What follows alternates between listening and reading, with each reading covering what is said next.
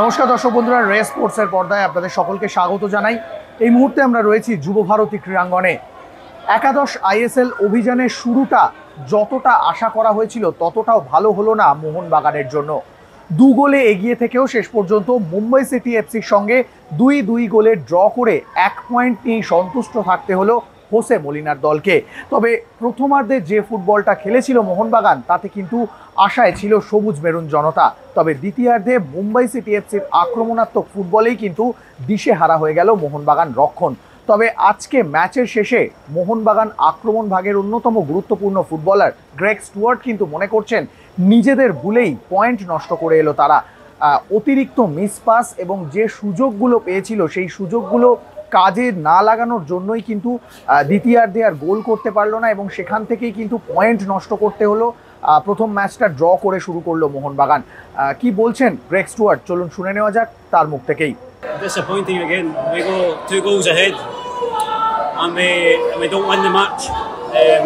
From our point of view, it's not good enough. I think we gave away too many easy passes. I think we have to relax on the ball more and just make the simple pass. Sometimes I don't think we make the simple pass. We always try to do the difficult pass and then we give the ball away and then they score the second goal from this. So from our point of view we have to take care of the ball better. অন্যদিকে শুভাশিস বোস তিনি কিন্তু আশা করেছিলেন প্রথম ম্যাচটা অবশ্যই Mohun Bagan 3 point দিয়ে ঘরের মাঠে অভিযান শুরু করবে এবং যেহেতু মুম্বাই সিটি এফসির মতো দল সেক্ষেত্রে প্রথম ম্যাচে 3 পয়েন্ট পেতে পারলে সেটা অবশ্যই পরবর্তীকালে লিগে চ্যাম্পিয়নশিপের ক্ষেত্রে বা লিগের দৌড়ে অনেকটা অ্যাডভান্টেজ দিত, যেহেতু এই দলগুলোই পরবর্তীকালে চ্যাম্পিয়নশিপের দৌড়ে থাকে। আজকের ম্যাচে কোথাও ভুলভ্রান্তির জন্য সেই 3 পয়েন্ট, কাঙ্ক্ষিত 3 পয়েন্ট মোহনবাগান পায়নি এবং সেই ভুলগুলো পরের ম্যাচের আগে শুধরে নিতে হবে এবং পরের ম্যাচে আরও এফেক্টিভ হয়ে ফিরতে হবে বলেই মনে করছেন মোহনবাগান অধিনায়ক শুভাশিস বোস। কি বলছেন তিনি আজকের ম্যাচের পারফরমেন্স নিয়ে, চলুন শুনে নেওয়া যাক তার মুখ থেকেই। লিগের প্রথম ম্যাচ, বাট আমরা 2 গোলে এগিয়েছিলাম, বাট 2 গোল কনসিড করেছি। বাট ডিফেন্স ভালো করেছে, বাট অ্যাট দ্য এন্ড গিয়ে ওভারঅল 2 গোল কনসিড করতে হয়েছে কিছু মিস্টেকের কারণে।